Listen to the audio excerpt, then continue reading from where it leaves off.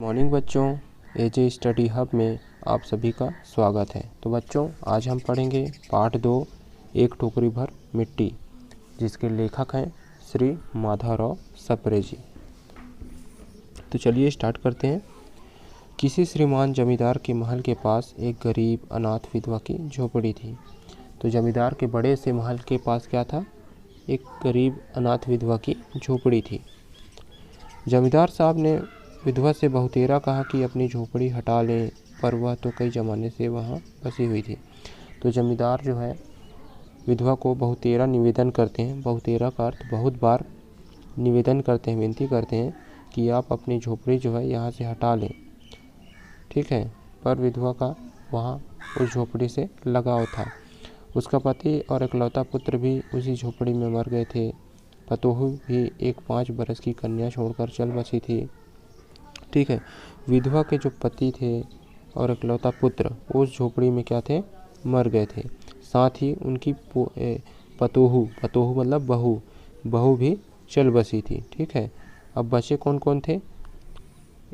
विधवा और उसकी पोती, ठीक है। अब यही उसकी पोती इस वृद्ध काल में उसका एकमात्र सहारा थी, ठीक है। तो विधवा और उसकी पोती, बस 2 ही लोग बचे हो रहते हैं। जब कभी उसे अपनी पूर्व स्थिति की याद आती तो मारे दुख के फूट फूट कर रोने लगती थी, ठीक है। विधवा महिला जो है अपनी पुरानी यादों को सोच सोच कर रोने लगती है कि हम पहले कितने लोग साथ में रहते थे। उनके पति, पुत्र और बहू सब कोई साथ में थे। घर परिवार पूरा भरा भरा सा था, ठीक है। लेकिन अब केवल कितने लोग बचे रहते हैं? 2 लोग, विधवा महिला और उसकी पोती, बस 2 लोग रहते हैं। जब से उसने अपने श्रीमान पड़ोसी की इच्छा का हाल सुना है, तब से मृत प्राय हो गई थी। तो श्रीमान पड़ोसी मतलब जमींदार, इच्छा, ठीक है। उनकी इच्छा क्या था जमींदार का? कि उसकी झोपड़ी को हथियाना। ये इच्छा सुनकर जो है वो विधवा महिला जो है वो बहुत मृत प्राय हो गई थी, बहुत दुखी रहती थी, ठीक है। उस झोपड़ी में उसका मन लग गया था। बिना मरे वह वहाँ से निकलना नहीं चाहती, ठीक है। उस विधवा महिला का क्या लग गया था? उस झोपड़ी में मन लग गया था। वह वहाँ से बिना मरे निकलना भी नहीं चाहती थी। श्रीमान जी के जो सारे प्रयत्न हैं निष्फल हो गए, ठीक है। जमींदार के जो सारे प्रयास हैं वो फेल हो जाते हैं। तब जो है जमींदार एक जमींदारों वाली चाल चलने लगते हैं, ठीक है। बाल की खाल निकलवाने वाले वकीलों की थैली गरम कर उन्होंने अदालत में झोपड़ी पर अपना कब्जा कर लिया। विधवा को वहां से निकाल दिया। बेचारी अनाथ तो थी ही, पास पड़ोस में कहीं जाकर रहने लगी, ठीक है। तो जमींदार क्या करता है? जमींदारों वाली चाल चलने लगता है और वकीलों को जो है पैसे देकर अदालत में केस करता है, ठीक है। और अदालत में वह केस को जीत भी लेता है। इस तरह झोपड़ी पर जमींदार का कब्जा हो जाता है और विधवा को वहाँ से निकाल दिया जाता है। बेचारी अनाथ थी तो पास पड़ोस में जाकर कहीं भी रह लेती थी, ठीक है।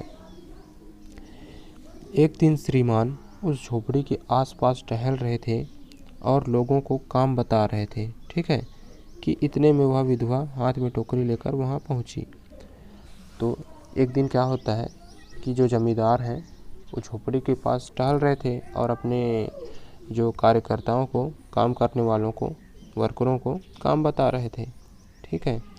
तो इतने में ही जो है वो विधवा को देख लेते हैं जो हाथ में टोकरी लेकर आ रही थी, ठीक है।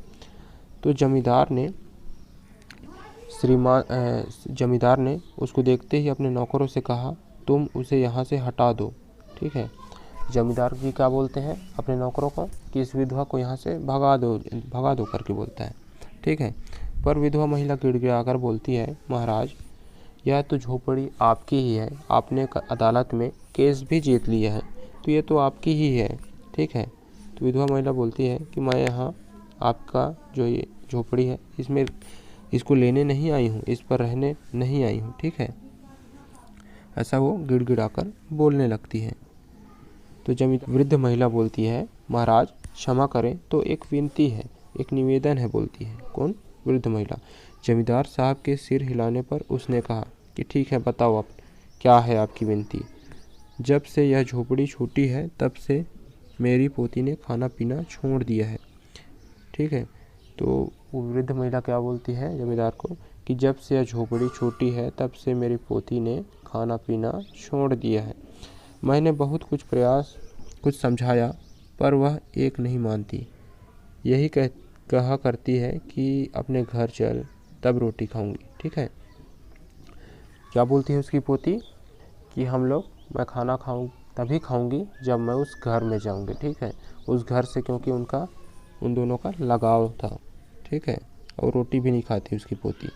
अब मैंने यह सोचा है कि इस झोपड़ी से एक टोकरी भर मिट्टी लेकर उसी का चूल्हा बनाकर रोटी पकाऊंगी।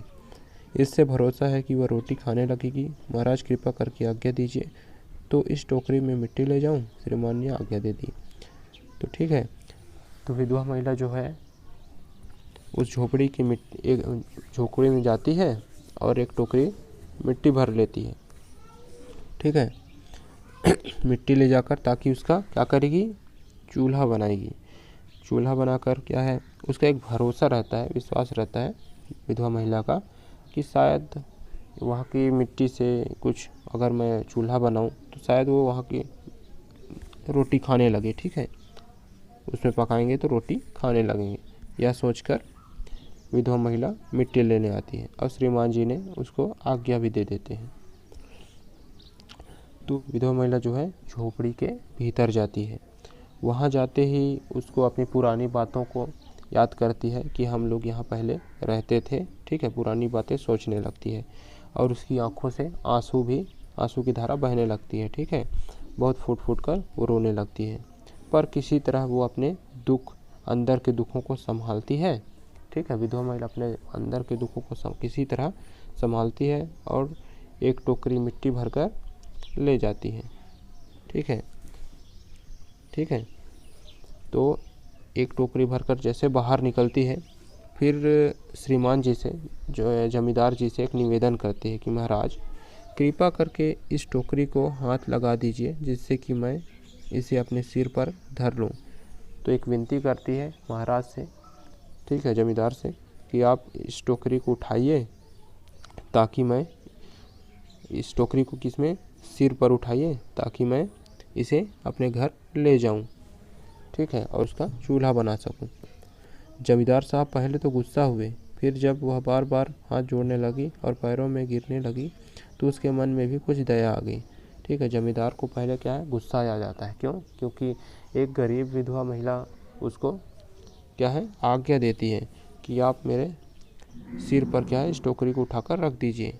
ठीक है, और जमींदार रहता है इतना बड़ा आदमी, उसको गुस्सा आ जाता है। पर महिला के बार बार गिड़गिड़ाने, उसके पैरों पर विनती करने, ठीक है, विनती करती है, पैरों में गिर जाती है, बार बार हाथ जोड़ने लगती है, जिससे क्या है, जमींदार को भी दया आ जाती है। तो वह जो है टोकरी को उठाने लगता है। किसी नौकर से ना कहकर आप ही स्वयं टोकरी उठाने आगे बढ़े। ज्यों ही टोकरी को हाथ लगाकर ऊपर उठाने लगे त्यों ही देखा कि यह काम उनकी शक्ति के बाहर है। फिर तो उन्होंने अपनी सब ताकत लगाकर टोकरी को उठाना चाहा, पर जिस स्थान पर टोकरी रखी थी उस स्थान से वह एक हाथ भी ऊंची न उठी। वह लज्जित होकर कहने लगे, यह टोकरी हमसे नहीं उठाई जाएगी। ठीक है, तो जमींदार को जो है एक टोकरी जो है मिट्टी उठाने में भी दिक्कत हो रही थी। ठीक है, उनसे एक टोकरी मिट्टी नहीं उठाया जा रहा था, जिसके कारण वह लज्जित हो जाते हैं, बहुत ही शर्मिंदा हो जाते हैं कि उनसे एक टोकरी मिट्टी नहीं उठाया जाता। ठीक है, यह सुनकर विधवा ने कहा, महाराज नाराज न हो, तो आपसे एक टोकरी भर मिट्टी नहीं उठाई जाती, और इस टोकरी में तो हजारों टोकरियां मिट्टी पड़ी हैं, उसका भार आप जन्म भर कैसे उठा पाओगे। ठीक है, विधवा महिला बोलती है कि महाराज नाराज हो तो एक बात बोलूं। ठीक है, तो बात बोलती है कौन, विधवा महिला, कि आपसे तो एक टोकरी मिट्टी नहीं उठाई जाती। ठीक है, जमींदार से एक टोकरी मिट्टी नहीं उठाई जाती, ऐसा विधवा महिला बोलती है। तो इस झोपड़ी में तो हजारों टोकरियां मिट्टी पड़ी हैं, इसका भार आप जन्म भर कैसे उठा पाओगे। ठीक है, विधवा महिला ऐसे बोलती है। जमींदार को तो शर्मिंदा होता ही है कि उनसे एक टोकरी भर मिट्टी उठाई नहीं जाती। तो जमींदार साहब धनमत से गर्वित हो अपना कर्तव्य भूल गए थे, पर विधवा के कहे हुए वचन सुनते ही उनकी आंखें खुल गई। कृतकर्म का पश्चाताप कर उन्होंने विधवा से क्षमा मांगी और झोपड़ी वापस दे दी। तो क्या है, अंत में क्या होता है कि जमींदार साहब को जो है धनी आदमी थे, जिसके कारण वो अपने कर्तव्यों को भूल गए थे, पर विधवा के इस वचन को सुनते ही, बातों को सुनते ही उनकी आंखें खुल जाती है और उन्हें अपने कर्मों पर पश्चाताप भी होता है। ठीक है, पछतावा होता है अपने किए गए कार्यों पर। ठीक है, और विधवा महिला से क्षमा भी मांगते हैं अंत में और झोपड़ी वापस भी कर देते हैं। ठीक है, तो इनके क्वेश्चन आंसर है, तो इनके क्वेश्चन आंसर को हम लोग नेक्स्ट वीडियो में करेंगे। ठीक है बच्चों, तो इसी तरह मेरे वीडियो को देखने के लिए मेरा चैनल एजे स्टडी हब को सब्सक्राइब करें और लाइक कमेंट्स करना ना भूलें, ताकि हम आपके लिए अच्छे वीडियो आपके लिए लाते रहें। थैंक यू बच्चों।